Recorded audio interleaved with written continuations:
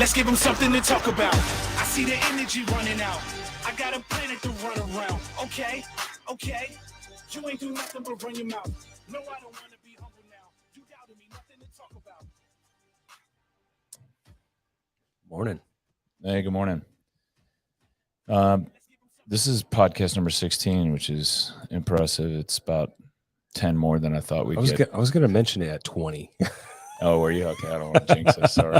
It's all right. It's 10 more than I thought we'd Well, you labeled the last one at 15. I was like, oh, there it goes. Yeah. There's a number out there now. Yeah, we're fooling around with the graphics on the front of these things. I discovered that just even for my own personal preference now, because I pull up Apple Podcasts on my phone or in my car, it comes up on the screen. And it's nice to see just one line of what it is. Mm-hmm. Versus the different topics. Yeah, versus different topics on the thumbnail. not on the title. Oh, okay. Title, but even on the thumbnail too. Mm-hmm. Like the thumbnail just needs one thing. Got it. It's gonna make people watch it. And it's our primary topic that we're gonna talk about, and and maybe one other thing or in that sentence. But it's kind of nice because it comes up on my screen in my car, and I'm like, oh, hey, that looks professional. Looks like we're legit. Looks like we have more than 30 viewers. I don't know. We've been getting up to like 67, 70. I'll take 80. People, yeah.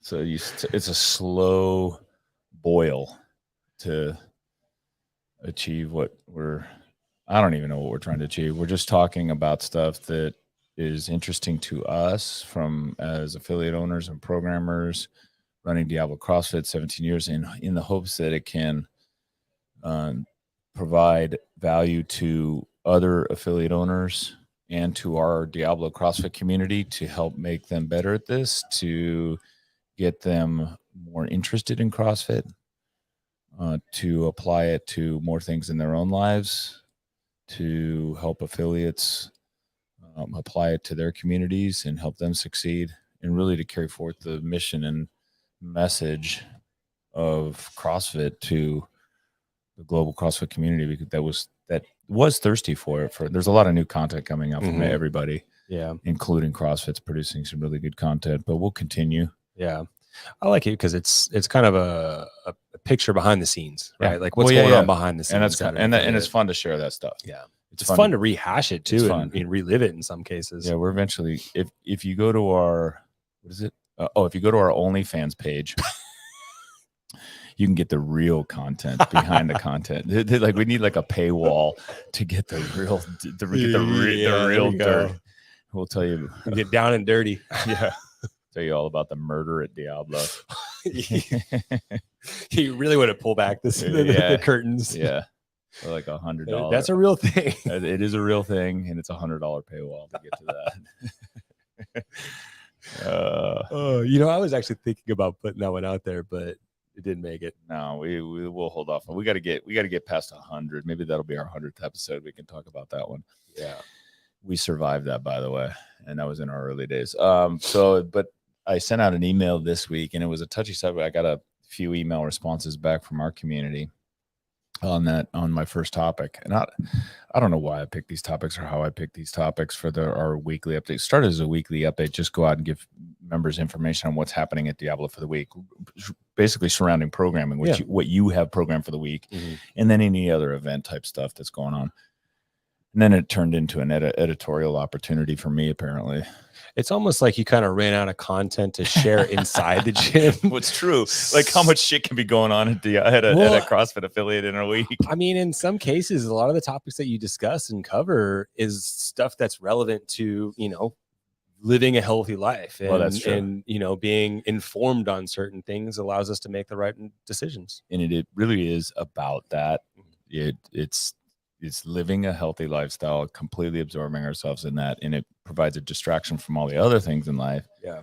But it is I believe it's almost absolutely necessary to combat the chronic disease and the things that contribute to chronic disease in this country.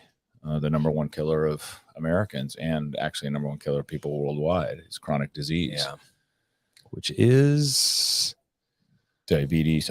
Which is you want to identify them or no. I don't want to identify them because there's a lot of them out there, but they're not necessarily something that you're stuck with. That's right. It's a decision. No, it's curable. it's a curable decision. It's lifestyle, but not necessarily an easy lifestyle to change. Yeah.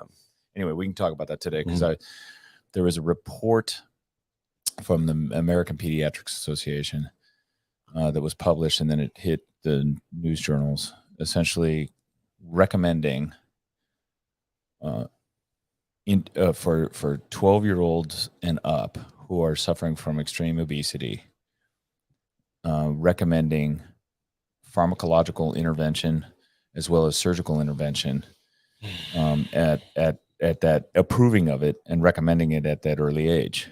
And there obviously, I saw a number of people commented on it that I follow, lambasting the American Pediatrics Association for this recommendation, criticizing them. People are upset about it, and rightfully so. Likewise, me too. I was sad and upset to see it. Yeah, that we're having to resort to drugs and surgery in order to cure kids of obesity. The idea being, in the American Pediatrics Association, you can Google it to find the article. We may or may not have a link for it in the details. We're not there yet as a podcast company. just Google it. And type obesity, drugs, surgery, pediatrics, and you'll come up with all the articles and even the study behind it. But it basically is indicating, and the reason why they did is because obviously chronic obesity leads to other metabolic syndromes that are life-threatening. Diabetes obviously being number one, right? So I don't know, there's 50 million Americans now that are diabetic or pre-diabetic. It's an alarming, I think it may be closer to 70 million. Those are alarming numbers. And it's as a direct result of the lifestyle the Western lifestyle, Western diet and Western lifestyle. And the kids that have it, diabetes is one of them. All of the other things, mental health issues that go along with it, and the cardiovascular disease that comes along with it, high blood pressure, all of those things at a young age. Fatty liver disease, which is another one that's on the rise. There's just a ton of them. And anyway, so what they're saying is basically, it's not that they're not acknowledging it; it's that they're basically, in a sense, and this is what me too, giving up. Yeah. On fitness and nutrition as a primary intervention for obesity in children. And I understand because I understand why they're doing it. And in my email, I indicated that I agree primarily because the American food industry is a mess. Well, it's a mess, but it's also massive, and it's consolidated in 5 conglomerates that control 90% of the food in this country, and they have a significant amount of influence on the dietary recommendations, the government dietary recommendations, as a result of their contributions to both political parties on an ongoing basis. And with the interest of being protecting their shareholders' returns and value of their companies. They're interested in selling lots of food and beverages, which then results into needing some kind of pharmacological intervention. Right. And the conspiracy theorists would say that this is in fact a conspiracy between pharma and the food companies, because the pharma can treat it and food companies can create it. Well, it's like you said, the idea that we have to, like, they've given up, right? Like the concept, the idea that they've given up on, healthy food and exercise, that's been a highly debatable thing. What's actually going to work, right? I mean, you think about the battle that CrossFit had with NSCA, and just, that's a perfect example of like where we are right now, right? Yeah. It's the stuff that they've been telling us to do hasn't necessarily worked. That's The food that they've told us to eat has not necessarily worked. And Right. we're continuing to go down this rabbit hole of what is the right way to eat food, like what works for the best for people. That's right. There's a ton of debate around diets. And the fact that the government guidelines don't change every 5 years, right? They just changed it and it's still not going in the right direction. That's right. And so my point being that it's going to take another 10, 15, 20 years to change. Yeah. For this country to change its recommendations with respect to nutrition, and that's going to involve cooperation. It's going to have to be cooperation with the food conglomerates and support from the food conglomerates, and then buy-in at schools and in the military and everywhere else. Right? It's a massive change. So in the interim, what do? Well, all of the media outlets related to fitness and nutrition are and I'm going to say are like 80 to 90% doing the right thing, right? They're making the right recommendations. Unfortunately, it's not being heard. Mainstream media is not even picking up on it. Mainstream media will do little snippets. Hey, try this exercise. Maybe. Yeah. Hey, Mediterranean diet works here. Yeah. Keto doesn't. They go back and forth. So mainstream media isn't coming together on this either. So my point being that if we can't change America's thinking with respect to exercise and nutrition in a massive way, we aren't going to be able to benefit these kids who are suffering from extreme obesity. Yeah. So pharmacological and surgical intervention might be the catalyst, and it has been the catalyst for some. For many, I shouldn't even say some, for many people that have done it, it has been the catalyst to lead to a healthy lifestyle. Yes, it doesn't work in everybody. Yeah. There's always the percentage that does the surgery and still gains weight. There's the percentage that starts taking some drug and doesn't. But there's 2 new drugs. But let me just add to this real quick before you comment. There have been 2 new drugs that were released, and the most recent is Wegovy, and I don't even know if I'm pronouncing it right, if it's Wegovy or Wegovy, that has been shown. It's a diabetes drug that has shown and a very good ability to curb appetite, and I think so basically curb hunger, and it has resulted in weight loss in diabetes patients. So now they've approved it for prescription for weight loss management down to age 12 without severe side effects, right? And that I know of. I didn't do a deep dive into the side effects side of this. But I will tell you that if you're able to curb hunger, that is a key component to overcoming obesity. It's a key component to weight loss, getting rid of the cravings. And those cravings can come from, and here's the problem, and this is the other thing I put in my email, is that obesity, especially severe obesity, usually is linked to, in a lot of cases, it's linked to past emotional trauma, past trauma, physical or mental trauma, or emotional trauma. And then also genetic proclivity. In other words, if you had parents that were obese or great grandparents that were obese, grandparents that were obese, those things make you more susceptible to obesity. In which case, then now trauma, if you've got any type of trauma, or you've got some genetic proclivity, or both, man, you're set up to fail. And look, we could get someone in here to Diablo, start them working out, getting them on a workout regimen, getting them eating nutrition, and we still might not make a dent, right? Because we don't know what they're doing the other 20, how much the buy-in 23 hours that they're not here, how much real buy-in is there, right? Yeah. I mean, I know of cases where people I've had members of Diablo tell me they woke up in the middle of the night ravenous and made full meals.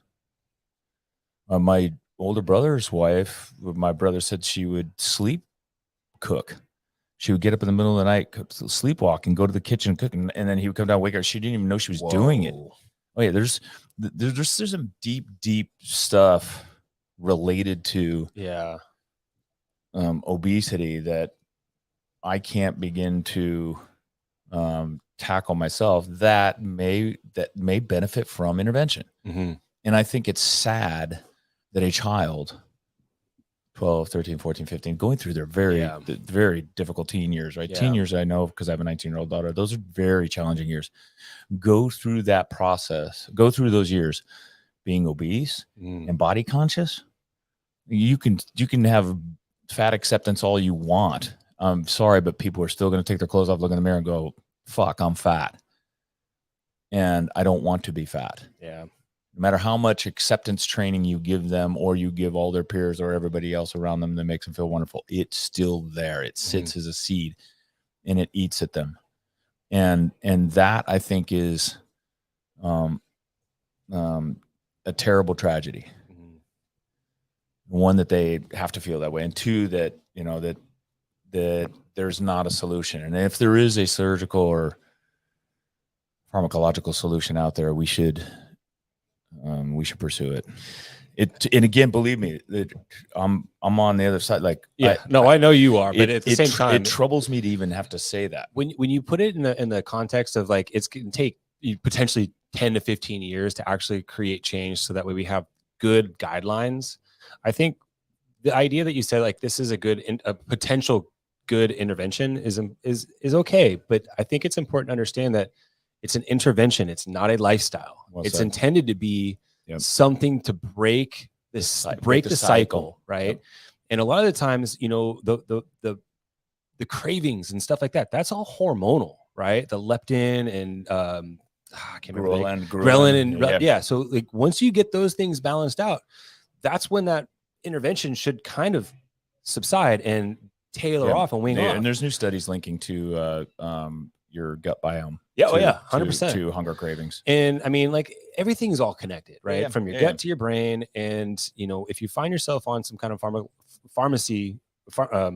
some drug, that's something that you don't want to be long term. That's right. It's going to have a negative effect regardless on how long you're on it. It's out there. Anytime I've taken drugs, I've always said to myself, man, how can I get off them as quick as possible? From painkillers to anxiety drug to, you know, to a very short stint on antidepressants. Like, I went off as fast as possible. What can I do? And that's where the education needs to come in. That's right. That's where, you know, that's where we are going to use this as pharmacological intervention, but this is our plan to correct the long term for the rest of your life. And that's where I think doctors, and I know because I got an email from one doctor who said he was, you know, so upset that he may withdraw from the American Pediatrics Association. And my thought process would be, you know, my thinking would be, don't be that doctor that helps provide the education. Let it be the catalyst, and then provide the education to help with that process. And then I call upon all CrossFit affiliates. Like, you need to get programs going where you're getting kids in. It doesn't need to be, kids just need to move. That's it. I mean, kids need to move. That's it. Let me ask you this. So I thought about this. I worried about this for my daughter growing up. Her siblings, my daughter is, for those who don't know, my daughter is adopted. We adopted her at birth. Her birth siblings, she has 5. Almost all of them are overweight or obese. So I worried about it, and it was in the family. And so my wife and I were conscientious of the calories that we were providing her as she grew up. We weren't restrictive, and we weren't obsessive. We were just thoughtful. Yeah. For example, she liked orange juice in the morning, so we would let her have a glass of orange juice. But what we would do is, and it became that she would only drink it this way, is we'd put a third of it. I'd pour a cup of orange juice, but I'd only pour 1/3 water. So I'd pour 1/3 water, dilute it. Yeah. And I used to think, God, this really isn't doing anything. This really isn't doing anything. But then you add up, and then I started adding up the calories in a glass. When you put the volume together, when you put the volume together, I'm like, holy crap! Like, you know, tens of thousands of calories over the probably, I don't know, 6-year period that she liked orange juice. She doesn't drink orange juice anymore. Calories. That's just straight sugar. But we took those calories out. That many calories out. So we diluted it, and that was huge. Yeah. We minimized additional sugars that we put in foods. All kids like sweets. Yeah. And my daughter is a very picky eater. And so, and one of the things she did like was powdered sugar, but we would always regulate it. Yeah. And be very disciplined on it. One of the other things we did is we didn't stress about eating. And by that, it means we told her, our rule was, if you're hungry, eat something. And we'd like it to be, food, real food, if possible. With a nutritional benefit. With a nutritional benefit. But if you're not hungry, don't eat. And I really tried to instill that. In other words, don't eat because you just want to do something. Yeah. Eat only when you're hungry and don't eat when you're not. And we would come to dinner time sometimes, and she goes, we'd say, hey, come, let's eat dinner. And she'd go, I'm not hungry. I'd go, okay, no dinner for you. And we were, it wasn't like a punishment. It was like, okay, let us know when you are hungry. Yeah. And sometimes it'd be like 9 o'clock at night. She goes, I'm hungry now. We're like, my wife and I just, shit. We have the Rochambeau kind of paper rock scissors. Who's gonna make or something, right? But I love that. Like, she's only eating when she's hungry. Like, she's responding to the internal, I've got to eat. She's responding to those hormones that are telling her I'm hungry. That's right. And she'll go literally some days, like, she'll eat just, I'll ask Yvonne at the end of the day, like, did she eat anything? Like, yeah, she maybe had a peanut butter muffin. But my daughter is healthy, and her weight has never been an issue. She's healthy, lean, fit. And I think I think that one, the just not placing emphasis on the old industrial age era of breakfast. You got to eat breakfast. You got to eat lunch. You got to eat. The schools 3 meals a day. The schools tell the kids that you got to eat before you come to school. Say, really? Why? And because our daughter operates really well in the morning without eating, and she's clear, she's focused. She has a little, now she likes coffee. She's 19, and that's normal, but she has a little bit of coffee, and she'll eat about, my daughter's first meal is usually around 1 o'clock. So that's her breakfast. Yeah, it's kind of because she's her first meal of the day. Well, essentially, breakfast is breaking fast. That's right. Right. So, I mean, when you think of it in that aspect, like, your body's going to eat when you're going to want to eat. That's right. And when we put ourselves in these situations where it's like, hey, you have to have these 3 meals a day, what are you actually putting in your body? Is it something that's going to be helpful, beneficial, or is it going to be something that's going to make you hungry a few hours from now? And most of that stuff is the case. We're dealing with that with Cameron, my oldest, at school. Like, so we send him with food, right? Yeah. He has a couple eggs first thing in the morning. He likes it. He eats it, goes to school.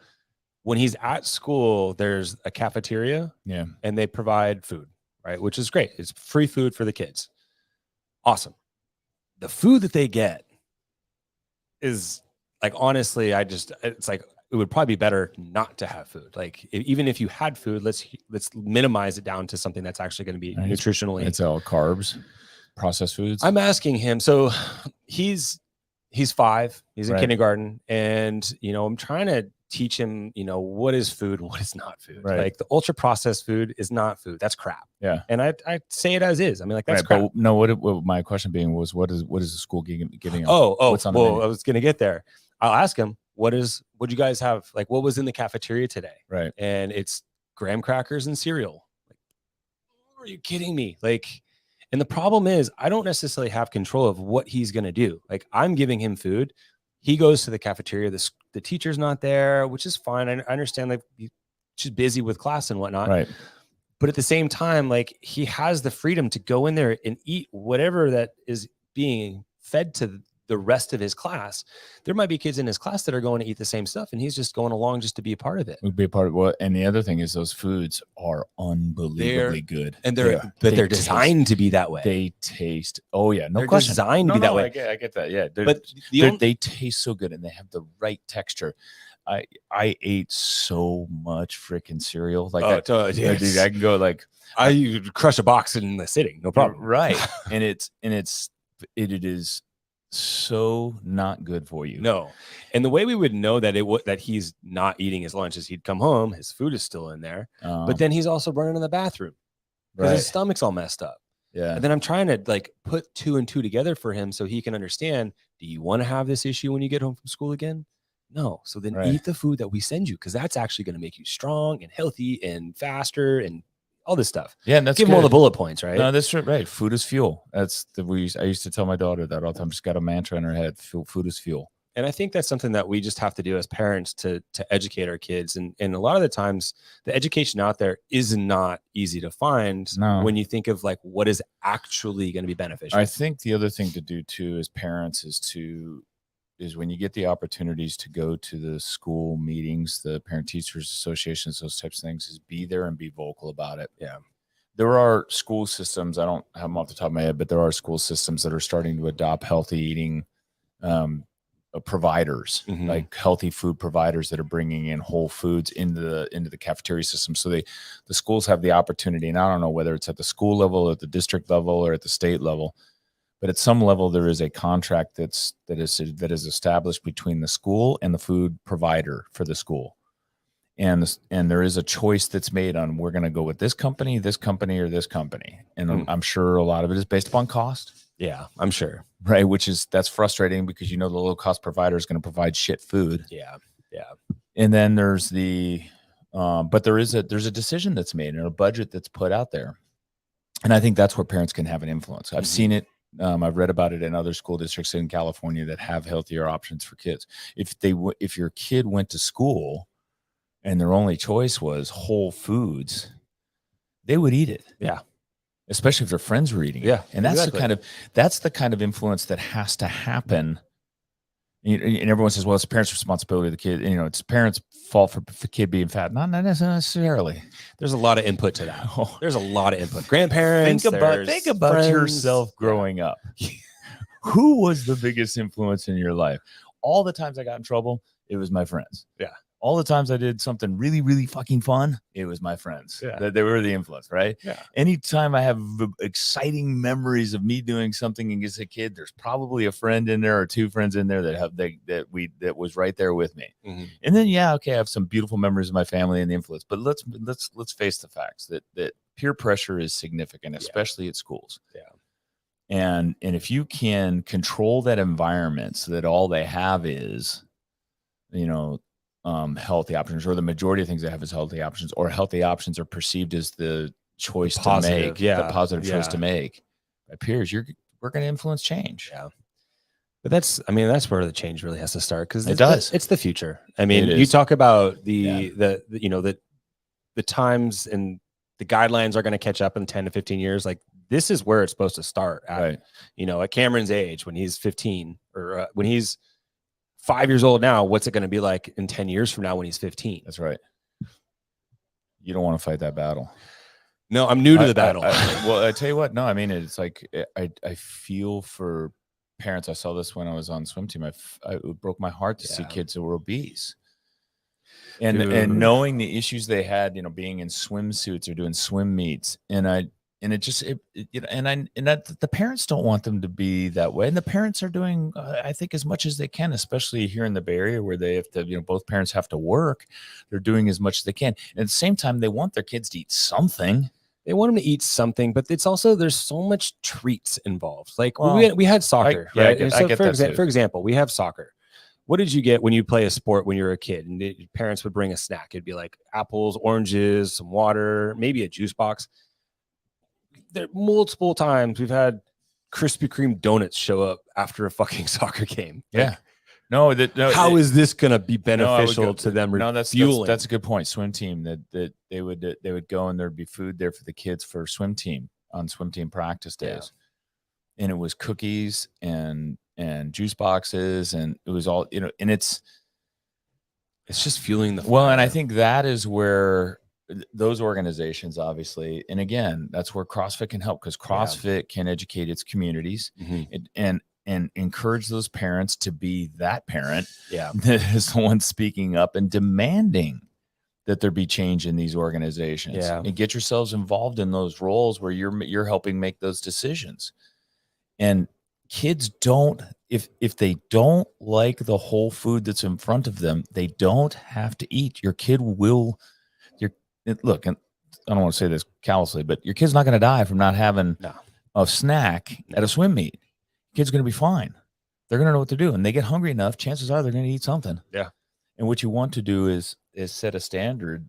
And the other thing that parents can do is be good role models. Yeah. Right. For what they demonstrate to the kids. I like what Savan said this years ago.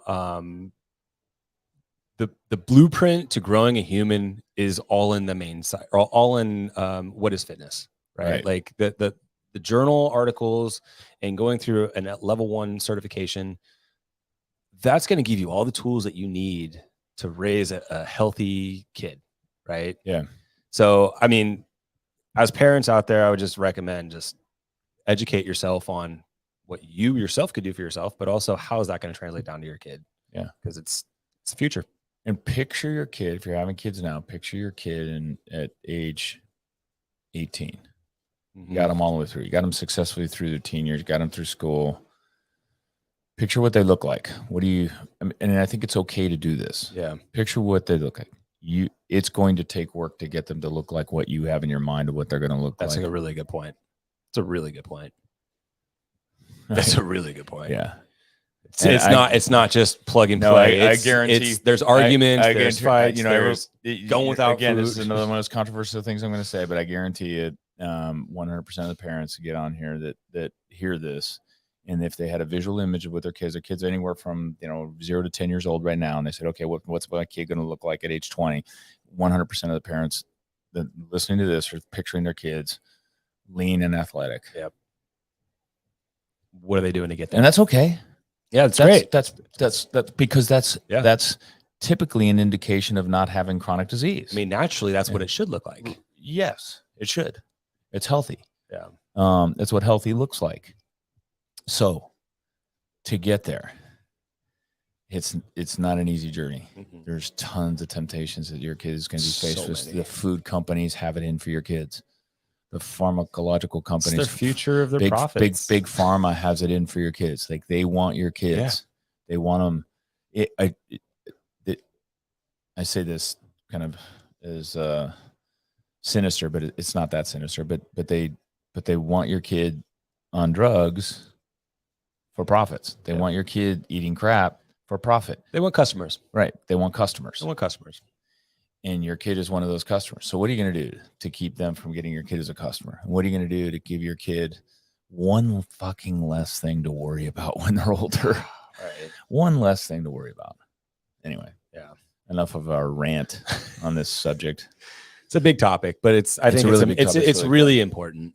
Something else I wanted to talk about. How deep into this are we? We're about 30 minutes in. 30 minutes in. Okay.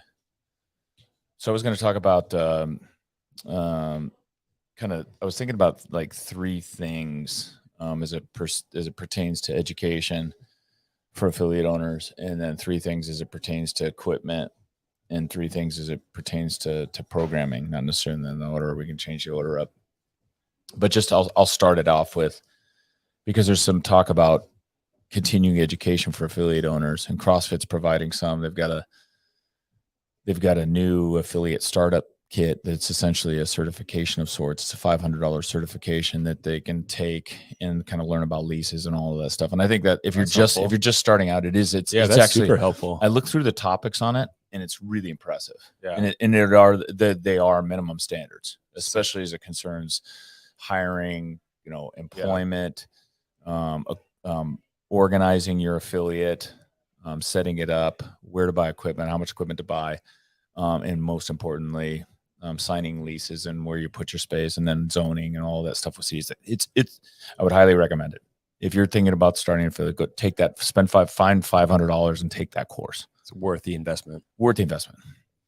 I spent tens of thousands, if not hundreds of thousands, getting that same education the hard way. And how many years? The hard way.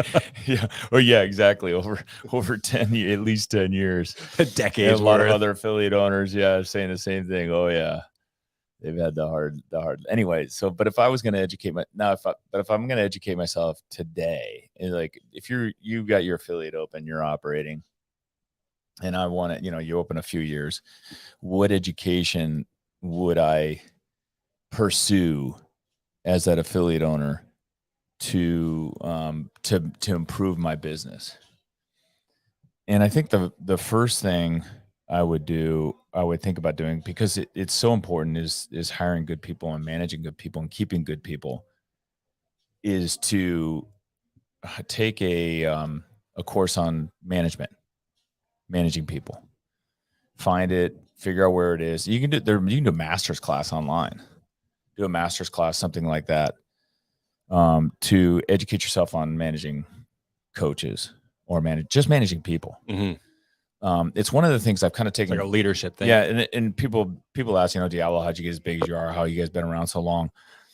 And I kind of, one of the things I forget to kind of mention people, I forget that I even had it, but I spent almost 30 years in the corporate world, Fortune 500 companies. And one of the things that they did and did really well was educating people and educating management. I had several really, really good management training courses where they taught me how to manage projects, manage people. And I forget that I've had those, but those skill sets are the skill sets that I use when I'm running this business. Mm-hmm. And I think it's been really helpful, from, building the employment contracts to, doing reviews to, setting up compensation plans and those types of things. Like all of that experience went into helping me manage people. So I would say that one would be, and there's some great stuff online. You don't even need to go anywhere. You can do it all on a master's class online. You get a couple of basic skill sets. And so I think that's like my number one thing that I would do in terms of education. The number two thing in terms of education that I would do, and I think this is I'm self-taught in this area, is, and you're getting pretty good at it too, is Photoshop or electronic design. Yeah. And believe it or not, it's crazy how much I end up doing almost on a weekly basis, surrounding our logo, surrounding pictures for the gym, surrounding graphics on Instagram. It's become, obviously, as everybody knows, how important social media is in terms of just having a presence for your gym, not for yourself. If you don't want to be on social media, don't be on social media. But your gym needs to be. Yeah. Because people will go there to check it out. I know that when people check us out, they go to our social media, they kind of look at what we got there. They know how to, and you have to have all the intro things on there. And fortunately, I've had people help us with that. Yeah. Shit, even the snippets we did last week for this podcast, Harold, right? Harold, who's one of our coaches here, damn good coach. Yeah. But he's also, his second job, he's got 3 jobs, because one, he works for the hospital, he works for Kaiser. His second job is in an influencer, and he works for a lot of companies doing influence and gets a lot of great gear, and I think he gets paid by a couple of them to do internet social media influencing. Produces amazing content, but he helped us with that. Is I would take a class in that. And there's a lot of great programs. Learn the basics. What's the one that you use now for your? I'm using like Canva, as far as like just for like graphics and like posts and stuff like that. Right. But I mean, I know there's a lot out there. You use I use Pixlr, Pixlr, and that's mostly on my computer. They do have an app for the phone, but it's not that good. I do it. Never really is. I do it on a web browser, and it's really good. Got it. It's got animation panels, and you learn how to do layering, colors, design, and unfortunately, you got to spend a lot of time doing it. And it's the learning curve that takes admittedly, time. I enjoy it. Yeah. Like I get lost in it and I do it. And it's one of those things that you got to be careful, because I'll start something. All I want to do is a simple little post. That's just the artistic in you. The artist in you wants to go deep down the rabbit hole. 3 hours later, I look up like, oh shit. I didn't realize I spent so long for that one graphic, but super powerful, because you're going to be creating shirt designs. You're going to be doing posts on social media. You're going to be doing stuff for banners in the gym. You're going to be like, it's endless. You want, a good website isn't just a company that's designing it for you. You are integrally involved in it because you know and understand the business. I think that is really important. So that's my number 2 thing for an affiliate owner that's out there. Mhm. Just is find some course, find some way to learn yourself. You still don't have to do it. You can get someone else to do it for you, but knowing how to do it yourself will save you a lot of money and kind of just help sharpen up your image that you're presenting to other people. Mm-hmm.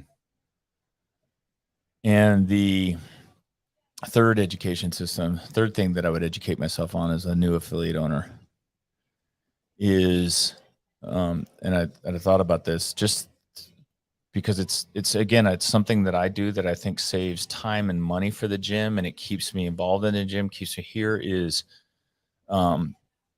equipment maintenance and management, equipment maintenance and repair. Mm-hmm. So being handy. Yeah. Learning how to, do electrical work, doing basic plumbing work. Super familiar with the YouTube University. YouTube University, right? How to take a rower apart and put it back together. How to take a barbell apart. Yeah. Finding people to do those things is often very difficult. Mm-hmm. I've had many affiliate owners message me, hey, who do you use to repair your barbells? Who do you use to repair your rowers? Nobody. Yeah. There's a few people out there that do it, and some of them are expensive. Sometimes it's not worth the money. Bike shops, by the way, are a good source for those types of mechanics. But I would say figure out a way to get yourself educated to learn how to do a lot of that stuff yourself, so that you can repair stuff quickly. It's a lot cheaper to repair it yourself than having to buy something new. Oh yeah.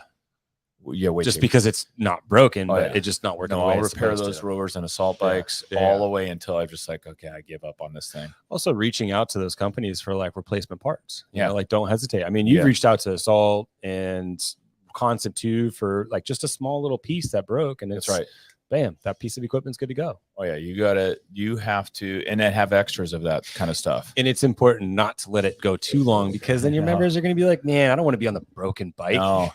When you fix stuff right away, they notice it. Yeah. They notice it. I believe it. And that's cool. And we notice it as coaches too. Yeah, and the ability to fix it right away is only as a result of your skill sets. Like it can get fixed right away, usually because the owner's fixing it. The other day I came in, the first thing I was all pissed off. Speaking of like swearing coming out of this room. I came in on Friday morning. It was raining outside. It was cold, raining. And the faucet, that's the hose outlet that's right there at the garage door, where it's kind of get wet already. Someone had dropped a weight and hit it and broke it. And so, and that has the outlet for the coffee. On the outside, for the coffee maker, for the ice machine. And when I come in the morning, the first thing I want is a cup of coffee. It's usually I go in and I get a cup of coffee, and so there's no cup of coffee, right? So then first of all, I'm irritated about that. Second of all, I'm irritated that someone was just kind of lazy and tossed a weight over there and it hit it. That pissed me off. And then third thing, I was mostly pissed off. It was myself for the kind of rinky-dink setup that I had for that whole water outlet area. So all I did was put my stuff down and start. And I had to go to Home Depot, get the parts, came back, fixed it. And then I actually built a wooden box. I got out nice. I built a wooden. So it's not going to happen again. Because it's happened a few times. Oh yeah, this is not going to happen again. And so I built a box around it so that it's protected. But anyway, it would have cost me, $500 or $750 to get a plumber out. And a plumber would not have built a box. No, but I had to get someone else to build a box. Like those are the kind you need basic skills, mechanical skills, almost woodworking like home skills. ownership. Right? Yeah, it is. Well, it is like home ownership stuff. Yeah. No, you're right. That's the kind of stuff you do at home. So what are 3 things so that's 3 things regarding education. Those are the 3 things I would educate myself on. Management, Photoshop, basically. Photoshop, yep. Right. And then and mechanical home ownership. Yeah. I mean, in a sense, this is kind of your home away from home, right? Yeah. Those 3 things will take you a long ways. And then programming. Oh, what are like 3 things around programming that you think are like the most critical things to a good program at a CrossFit gym? So if you're like I'm starting a CrossFit gym, or I've got my CrossFit gym, I don't get comments either way, good or bad, but what are 3 things you think that are essential for a successful affiliate to have with respect to programming? I think number 1 would be planning. Planning. What's your plan? How far out? I mean, at least a month out. Okay. At least a month out. Right. And the reason why I say a month out is you also want to stay a month out. Yeah. You don't just go month by month by month with, okay, well, shoot, I got to write next month's programming this week, so let's get to work. You want it to be kind of a constant Kaizen idea, right? You're constantly trying to improve that process, improve what it is, that product that you're putting out for your members to come in and improve on, right? Like it's the product that you do for your gym, right? If you're not planning ahead, it's gonna end up showing on the back end. So when you sit down and you write next month's programming, you already know what you have in your mind what you're going to be working on. I go out a year out. Right. I don't just go a month out at a time. I'm a full year out, and I'm looking at the whole macro calendar, right? When is the open? I'm planning for the open. Right. When are the quarterfinals? I'm planning for that stuff for our competitive group. What kind of events are we doing here at the gym? I'm planning for that stuff. Like those are the things that you need to think of as an affiliate owner. What kind of events do you want to do? Do you have a party, a barbecue, a gathering that you want to do? Maybe build something into that. Right. Is there an in-house competition? What are you programming in that in-house competition? Do you want that do you want your programming in the gym to show a progression or some way to kind of prepare them so they're successful in that competition? So I think number 1 with programming is obviously planning. If you're doing it a week by week, and I know some affiliates do that and they have a good time with it, but I personally, when I was owning and running my own affiliate, that was one of the things that, I just kind of really try to stay ahead on, just so then if something did come up, it's not like I'm getting held back or running into a wall. What's number 2? Number 2 would be like accessibility to progressions. And what I mean by accessibility to progressions is whether you're doing a linear progression as like a periodization in your programming, or having a progression for a movement, right? So if we're doing a workout that has rope climbs, everybody can't do rope climbs. So what are those progressions that people are going to have? And kind of putting it out there ahead of time, so then that way, somebody that's hates to snatch or can't snatch because their overhead position sucks, what are they going to want to do when they come in? You want to have some kind of a progression for them to do. I'll admit that has been, for Diablo, that's been super beneficial from a coach's perspective. So for example, I come in the morning and it's rope climbs on the board. I've got class there and I say, okay, hey, rope climbs.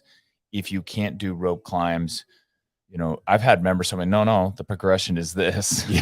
Like, oh, that's right. The personal progression is here. Right. Yeah. This is what the progression is. It's a rope laydowns, or it's a rope or 1 rope climb to 10 feet, right? Not going all the way to 15 feet, or rope pull-ups, right? Mm-hmm. Where you're getting the foot lock and you're doing a pull-up, a pull-up with the foot lock. Like having those ahead of time for coach makes it so much easier, and it standardizes the progressions. It standardizes it, but the members know what to do. Yeah, and making it accessible to the members. Gives them a chance. Like, okay, I know I'm not ready for that yet, but at least I know that this is what I can do instead. Right. So being clear and open and upfront with, what are those typical progressions? They don't always have to be the same. They can change and vary depending on the movement, just so that way there's some variance in the skill itself. Right. So that would be my second, right? Is accessibility to a progression. A progression, right. And then lastly, obviously, as we know, as CrossFitters, quantable. You have to be able to have a number, measure it, repeatable. If you don't have any way to record a score, then how are we really going to know we're moving forward? And at the same time, that also kind of works back to the progressions, right? If you have a progression that you've been working on, and what numbers or what range of motion that you've been working with, maybe you're working a snatch and you're new to a snatch and you're not taking it from the ground yet. Maybe you start from the hang.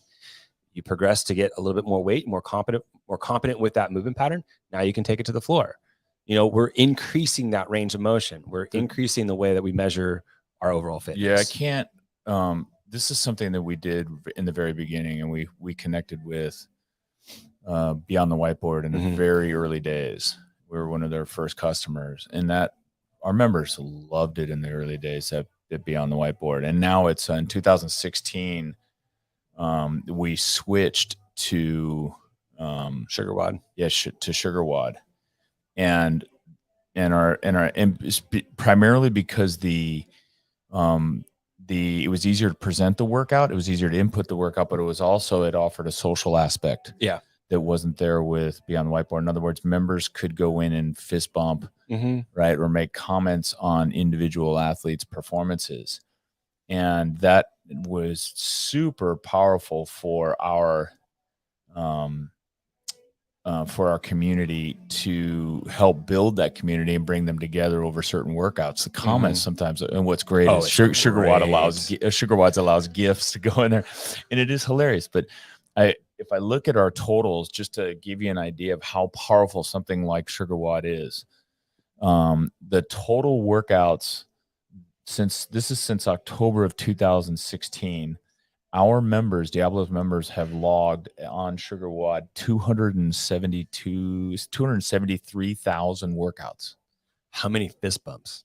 Yeah, dude. I'm curious about fist. I know we hit 1 million like 2 years ago. Yeah. So we're at 1,578,000 fist bumps. Damn. That's acknowledgments of other people's workouts. Like okay. So fist bumps are fairly easy to give. They're not. You can't just go through. They made it easier. They made it easier to give it, but still, like that's remarkable. Yeah. Like that number blows me away. There's on comments on people's workouts, so that our members go in and comments on others. We have 47,000 comments. Damn. From our members. It's really unbelievable when I look at these numbers, and so that to me is a contribution to the community. So I agree with you. I think that's super important as part of programming, is giving your members a place. Well, and as a member myself, it's really cool to when you program back squat, for example, 5x3. Sugar WOD for the workout of the day in little blueprint is you logged your last back squat. Last time you did backs, not that workout, but back squats, a similar workout. It gave me what my number was. Yeah. That's really cool. And then I could click on it and look and see if I wrote any notes on it. And the idea of having it, being able to quantify, like, gives you a better chance to help set goals. Yeah. Oh, right. Now you have a number that you can shoot for. You see the numbers as they grow.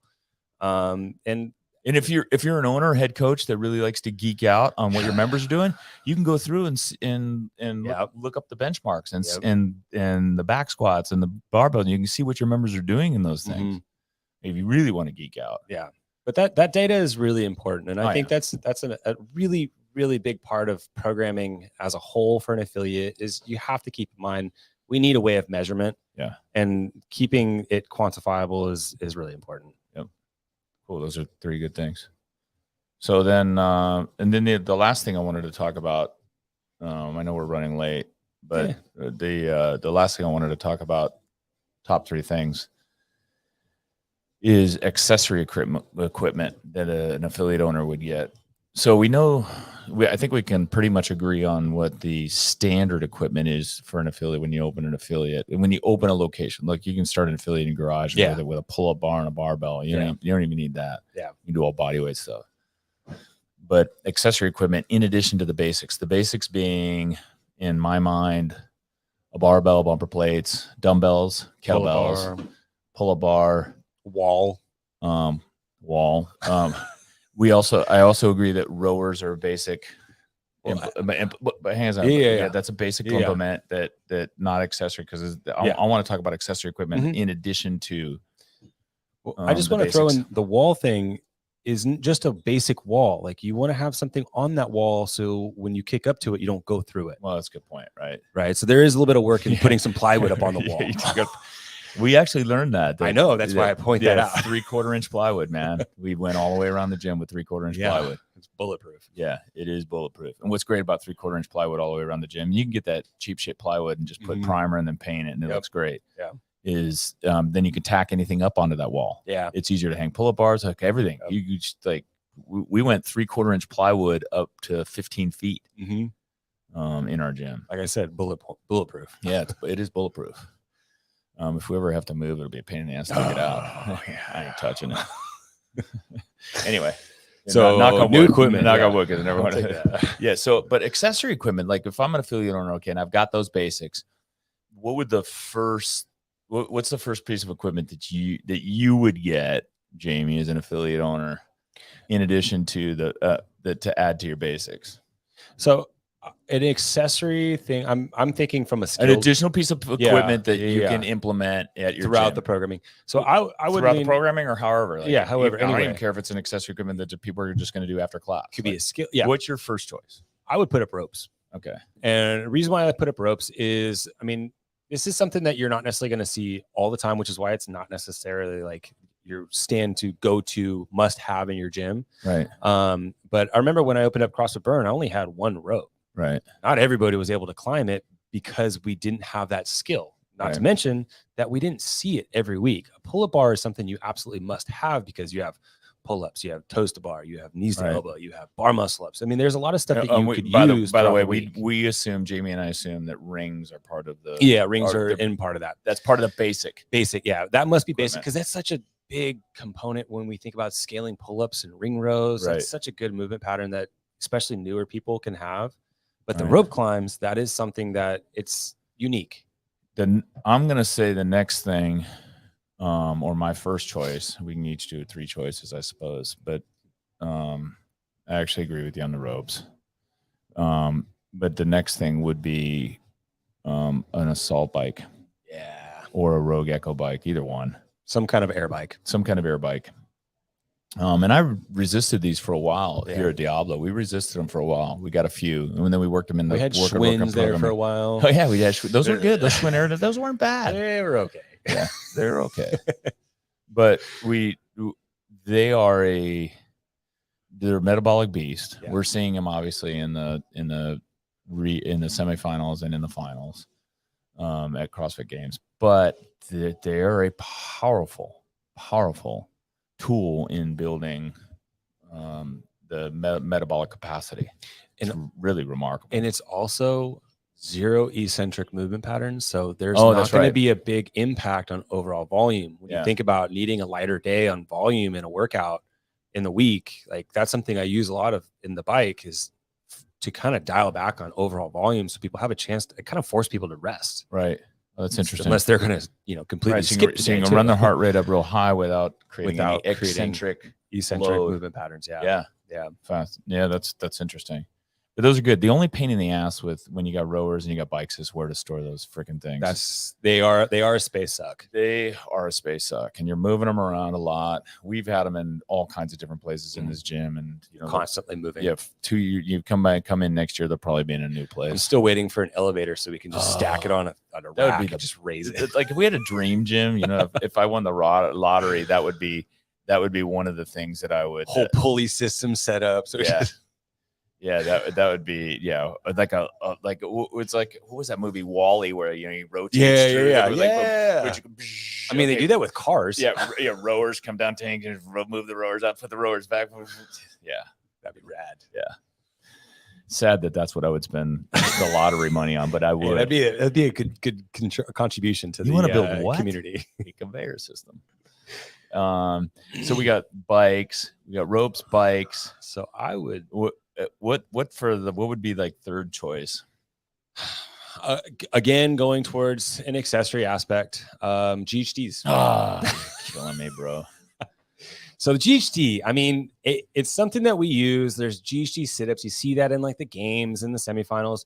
But the GHD, we got to remember, it's called the glute and hamstring developer, right? GHD is a glute hamstring developer. And the reason why I want to put that out there is there's a lot of people out there that are just so deficient in the ability to hinge. And this is one way we can teach them how to hinge, how to use their hamstrings, how to use their glutes, how to find that musculature and that brain connection to the body. So that way they are going to hinge in a safe manner, right? Now, teaching somebody how to do a deadlift and how to hinge under load, that's different because it's an external object, right? The bar path can be changed. They're under load. Here, they're using their own body weight to create, there's some traction at the bottom of the hip hinge. But when you go to extend out, really teaching somebody how to reach actual extension. We have six of them in our gym. And they are space takers. They are another space suck. And not only are they space suck, but they're hard to move around. Yeah. The newer ones, well, I don't know. I just got by the way, for GHDs and assault bikes, like if you're new and starting out, Troll, Craigslist. People are trying to get rid of them. Nextdoor, and I think they're like Facebook Marketplace. Yeah. And OfferUp, like troll those sites because they do get rid of them. You know, I just got an $800 GHD, brand new Rogue GHD, the beautiful one with the thing. It doesn't slide. It's got roller wheels too. It's got roller wheels on it. I got that for $300 on Nextdoor. Literally brand new. Damn. With a 15-year-old Jim, I've got the capacity to be able to buy a new one. But man, I see a $300 Rogue with brand new. I don't have to pay any shipping, and it literally was 1 mile from my house. You didn't have to build it either. Oh yeah, no. Oh yeah, I didn't have to build it. That's the other thing too. Troll those sites. Affiliate owners, you should maybe that should be in the education portion. Then we go back to the education. Educate yourself on how to find deals on stuff. Yeah, there's nothing wrong with it at all. No. And I just want to add this other thing too, is the idea of this being an accessory component to it is we don't necessarily use these in WODs. These are something that are great for somebody brand new that's maybe doing like a startup or like, something like that. Or if you have an athlete that's maybe dealing with some bit of an injury and can't move a barbell, this is another great option to kind of modify. Well, here's the other thing that Jamie does with respect to programming GHDs. He doesn't program them into a Metcon. He will program them in as the accessory component, maybe after the Metcon or during the core and accessory work before workout, so that way, people don't, we do it in Masters RX Plus class, and we go out of order, right? So someone goes stagger it. There's like 3 movements, and then you stagger, and as long as you get it in, and the movements are always GHD's always done for quality, not for time. Yeah. And that makes it easy to use the device. And it is an amazing device. It is a big space suck, but that's why it's accessory. It's not something that you need a whole bunch of them to support a whole class. Yeah. No, that's right. So there's some tips, 3 things. You got another third? You got 2. I got 2. I'm pushing you here. Yeah, I will. I got one more in my mind, so I want to hear it. Well, we'll see if it's the same thing. Okay. And this is another space taker, but it's an awesome substitution device, and I use it almost every day to warm up. And it's the Concept 2 ski erg. Yeah, that's a good one. Not the bike. We do have Concept 2 bikes here. We can talk about that on another episode. They're not a high priority. But that Concept 2 ski erg is great for warm up. It's great for people that have knee injuries. It's a great substitute, and it's an awesome open gym training tool. So people will build it into workouts, and we're seeing it start to show up in the semifinals and the finals of CrossFit Games. Yeah, but again, that's a third choice. Yeah. So it's a nice modification for somebody that's, maybe can't run and you don't necessarily want them sitting during something because when you think about a rower or a bike as a modification for a run, they're in a hip flex position. Granted, on the skier, you're going into a hip flex position, but you're at least opening up. Right. And again, those, our first ski erg we bought was a used one that we bought from another affiliate. Yeah. So, and those aren't too much of a space suck, especially if you mount it to a wall. Yeah. They will stand against a wall, which is kind of nice. Yeah. Did you have something different than that? I was going to throw in sleds. Oh, that's right. Sleds. And the reason why I like sleds, it's a great accessory component. Well, there you go. Concentric, not eccentric. Exactly. And we used to have, back in the day, we had the long turf. We had a ton of sleds. Yeah. We would program them into the workouts as like partner workouts, right? So that way, as far as logistics, it's, everybody doesn't have to have their own, but we would have it set into short intervals, short distances, and they would just go back and forth. Once we got rid of the turf and we lost all of those sleds, because here at this location, we're not allowed to push outside, which is a major bummer because we used to run them as races. Remember? Yeah. Oh God. It was so much fun. We were terrible neighbors. If I was had some sort of retail operation, retail store operation, having a CrossFit gym next to me would be like, oh Christ. Here they go. Really good friends. God, sleds, really? Anyway. But I think that's another good thing. Yeah, it is. And there's a lot of benefits to it. My wife uses them all the time. Yeah. It's well, you program for her. So it's programmed into her programming. But there's a lot of people here that use them as part of their warm-ups and a part of their accessory work. Rehab even. Yeah, rehab. And they're pretty cool. Yeah. They are pretty cool. That is a pretty nice one. Yeah. I'm not sure actually whether I think yours is better than mine. Sled's better than ski erg. I'd do sled before ski erg. I would go sled before ski It's erg. easy too. It's also cheaper. Yeah, and you can store it easier. Yeah. Right. Yeah. You can, most of them will break down and you can put them up out of the way. Yeah, put them up out of the way. But yeah, so those would be my 3. Right on. Okay, cool. God, we actually had a couple people in listening. Oh, Yeah. Rodeo. Hey, Rodeo. Hey. Yeah, and Bruce Assault Wayne. bike. He's a champ, Bruce. Yeah. So You get that last. so I guess that's it for this week. Yeah. Yeah, it's good conversation. Sorry we went a little long. Yeah. All right. It's a little extra chat. Cheers. Have a great week. Take care.